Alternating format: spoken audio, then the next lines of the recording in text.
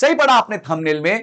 Tax rate तो कम हो चुका है पर टैक्स का अमाउंट बढ़ चुका है। बोले संजय जी ये कैसा मैथ है, जरा समझाओ हमारे को। देखिए आज तक जो लोग घर खरीदते थे वो हमेशा ये सोचते थे कि भाई घर हम लंबे समय तक होल्ड करेंगे और हमें जो है जब हम बेचेंगे तो कम टैक्स देना पड़ेगा, क्योंकि सरकार हमें इंडेक्सेशन का बेनिफिट देती है।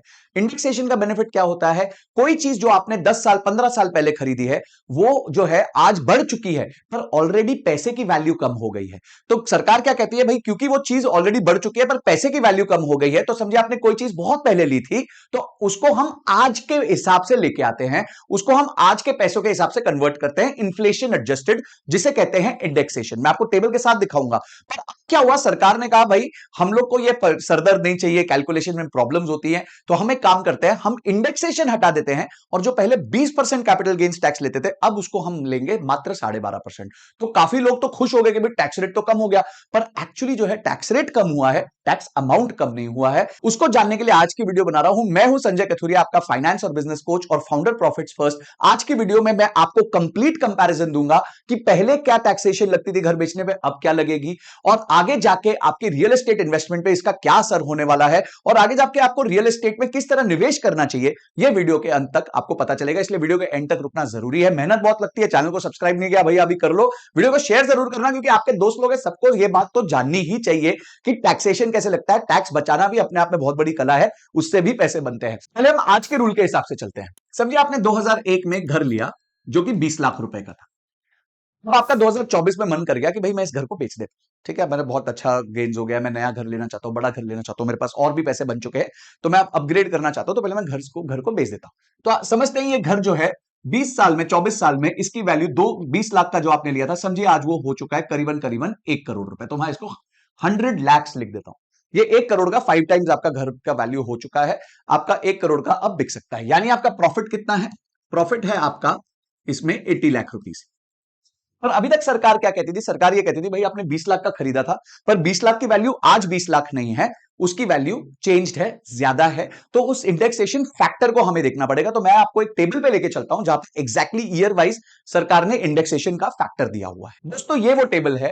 अगर आप देखें 2001-2 को बेस ईयर माना गया है, तो यानी तब आपने जो चीज 100 रुपए की खरीदी थी, अगर वो अगले साल बेचोगे तो यह माना जाएगा कि आपने 100 की नहीं खरीदी थी, आपने 105 की खरीदी थी। समझिए आपने 100 रुपए की कोई चीज खरीदी और अगले साल 110 में बेच दी, तो आपका प्रॉफिट 10 रुपए नहीं माना जाएगा, 5 रुपए माना जाएगा। क्यों? क्योंकि 100 को पहले 105 मान लिया जाएगा, क्योंकि एक साल निकल चुका है, पैसे की कीमत घट चुकी है। इसे हम कहते हैं इंडेक्सेशन। तो हर साल का एक इंडेक्स्ड वैल्यू सरकार ने दिया हुआ है, जो कि इस साल चल रहा है 363। यानी जो 100 वाली चीज ली गई थी 2001 में, आज उसकी वैल्यू 363 मानी गई है। तो अब हम वापस चलते हैं हमारी कैलकुलेशन पे और देखते हैं कि इसका इंपैक्ट क्या पड़ता है। अब हम 2001 में जो घर खरीदा था उसका इंडेक्स्ड वैल्यू ढूंढेंगे। तो इंडेक्स्ड कॉस्ट कितनी होगी, इंडेक्स्ड कॉस्ट होगी 20 lakh rupees into 363 divided by 100। जो चीज 100 रुपए की थी अब वो 363 की हो गई है। तो अगर इसकी हम वैल्यू देखेंगे तो ये बन जाता है 72.6 लाख रुपीस। यानी कि सरकार ये कह रही है कि जो आपने घर 20 लाख का खरीदा था, आज इंडेक्स्ड वैल्यू सिर्फ इन्फ्लेशन के हिसाब से उसकी वैल्यू 72,60,000 रुपए हो जानी चाहिए थी। यानी आपका जो अब प्रॉफिट माना जाएगा, गेन माना जाएगा, उस गेन को हम मानेंगे 1 crore rupees, 100 lakhs minus 72.6 lakhs, यानी कि आपका गेन हो जाएगा करीबन करीबन 37,40,000 रुपीस। सरकार पहले क्या कहती थी, इस पे आपको कैपिटल गेन्स टैक्स देना है, LTCG at the rate of 20%। तो अगर आप इस पे 20% देंगे तो आपका नंबर मोटा मोटी करीबन 7.5 लाख रुपए बनेगा। अब इस नंबर को याद रखिए कि आज तक जो रूल था उस हिसाब से आपको इस चीज पे 7.5 लाख रुपए देना पड़ता। अब रूल क्या चेंज हुआ है उसको हम राइट हैंड साइड पे समझते हैं। सेम चीज आपने 2001 में घर खरीदा 20 लाख रुपए का, आज 2024 हो गई, वो हो गया 1 करोड़ रुपए का। प्रॉफिट जो है वही आपका 80 लाख रुपए है इस पे अभी भी। इंडेक्स्ड कॉस्ट को गवर्नमेंट ने बोल दिया है कि कोई इंडेक्सेशन का बेनिफिट आपको नहीं मिलेगा, कोई भी इंडेक्सेशन का बेनिफिट अब आपको नहीं मिलेगा। तो नो इंडेक्सेशन बेनिफिट। तो अब क्या होगा, अब आपका जो प्रॉफिट है वही आपका गेन बन जाएगा। तो आपका गेन बन जाएगा 80 लाख रुपीस। 80 लाख रुपीस पे आपका टैक्स का अमाउंट गवर्नमेंट ने आपको झुंझुना दिखा के बोल दिया है कि 12.5% होने वाला है। तो 80 लाख पे अगर हम 12.5% करें तो ये हो जाता है 10 लाख रुपए। तो आपको 10 लाख रुपए का टैक्स देना पड़ेगा इस न्यू केस में सरकार को, कि जब आप अपना घर बेचते हो और लॉन्ग टर्म कैपिटल गेन्स लेते हो। तो यहां जो आपका टैक्स का रेट है, रेट तो आधा हो गया, ये जो 20% था वो 12.5 हो गया, बट आपका जो टैक्स का इंसिडेंस है वो इस केस में, सिर्फ इस केस में करीबन 33% बढ़ गया है।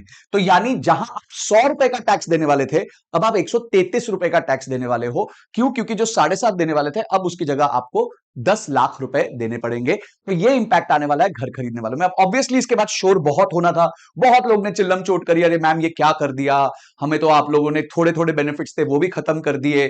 बहुत सारा हाउसिंग कंपनीज ने भी, रियल एस्टेट कंपनीज ने भी दबाव मचाया, बनाया।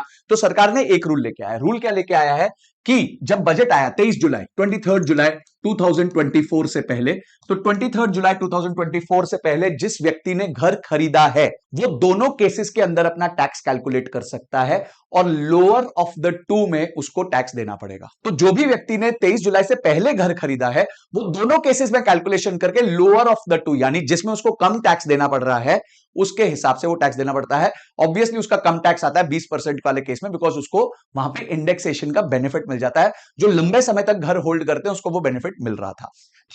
इसलिए सरकार ने ये हाहाकार सुन के एटलीस्ट इतना चेंज कर दिया। पर अगर आप एनआरआई हो तो ये न्यूज आपके लिए बहुत अच्छी नहीं है, जो मैं अभी आपको दिखाने वाला हूं, क्योंकि एनआरआईज के लिए सरकार ने इस चीज को मना कर दिया है। NRI can not claim LTCG indexation benefit while selling property in India.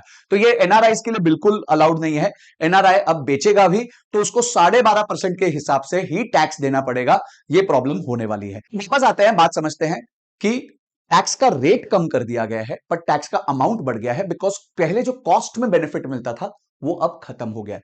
तो इसका इंप्लीकेशन क्या क्या हो सकता है वो समझते हैं। सबसे पहली चीज है कि लोग लॉन्ग टर्म के लिए अब रियल एस्टेट को नहीं होल्ड करेंगे। क्यों नहीं होल्ड करेंगे? क्योंकि 20-20, 25-25 साल जब लोग होल्ड करते थे तो उनको इंडेक्सेशन का बेनिफिट मिलता था, जिस वजह से उनका टैक्स रेट बहुत कम लगता था। तो अब लोग क्या करेंगे, जल्दी जल्दी आएंगे, ट्रेड करेंगे, आएंगे ट्रेड करेंगे। तो प्रॉपर्टीज जो है वो 2 से लेके 5 साल के होराइजन में अब लोग होल्ड करना चालू करेंगे, और उसमें भी हाई टिकट साइज को नहीं करेंगे, लो टिकट साइज को करेंगे। यानी हम देखेंगे 1 से 2 करोड़ की प्रॉपर्टीज में लोगों का इजाफा ज्यादा होगा, लोग ज्यादा इधर प्रॉपर्टीज खरीदेंगे।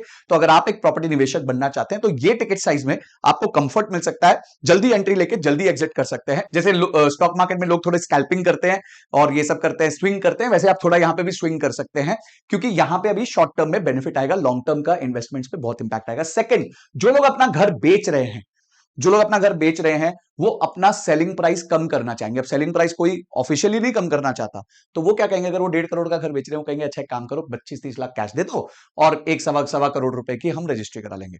तो ये एक पॉसिबिलिटी बनेगी जिसमें ब्लैक मनी जनरेट हो सकता है। तो मुझे लगता है ये दो चीजें जो है इमीडिएटली होंगी अगर long term capital gains tax जो अभी इन्होंने चेंज किया है उसकी वजह से होगी। पर अगर आपने घर 23 जुलाई 2024 से पहले लिया है तो आप टेंशन मत लीजिए, कोई चक्कर नहीं है। आप दोनों में से जो लोअर होगा उसके हिसाब से टैक्स देंगे। पर न्यू इन्वेस्टमेंट्स पे ये डेफिनेटली एक आघात हुआ है, बहुत बड़ा प्रॉब्लम हुआ है। पहले जो चीज सही चल रही थी लोग उससे यूज टू हो गए थे, सालों सालों से ये चीज सेम चल रही थी, कोई चेंज नहीं हुआ था, उसको क्या गया। आप मुझे कमेंट बॉक्स में बताइए क्या ये चेंज फेवरेबल है या अनफेवरेबल है। आपको क्या लगता है कि सरकार आगे जाके और इस टैक्सेस को बढ़ाने वाली है कि सेम रख सकती है, और अगली वीडियो आपको किस मैटर पे चाहिए ये जरूर बताना। और दोस्तों हाँ, आपको पता है कि बहुत सारे लोग मेरा वेबिनार अभी तक अटेंड कर चुके हैं। टोटल करीबन 40,000 लोगों ने वेबिनार अटेंड कर लिया है, जिसमें मैं अपनी स्ट्रैटेजी निःशुल्क सिखाता हूं। उस 2 घंटे में मैं सिखा देता हूं कि हाई प्रोबेबिलिटी ऑफ प्रॉफिट आप कैसे जनरेट कर सकते हैं और एक अच्छा रिटर्न अपने कैपिटल पे, एफडी ब्रेकिंग रिटर्न्स कैसे बना सकते हैं। तो आप जुड़ना चाहते हैं तो लिंक डिस्क्रिप्शन में जरूर भरिए और मेरे साथ जुड़िए। और क्या चीज पे मैं टॉपिक पे वीडियो बनाऊं उसको जरूर बताइए। वीडियो को शेयर करना, चैनल को सब्सक्राइब जरूर करना, घंटी बजाना, नहीं तो नोटिफिकेशन नहीं आएगा। अगली वीडियो तक जय हिंद, जय भारत।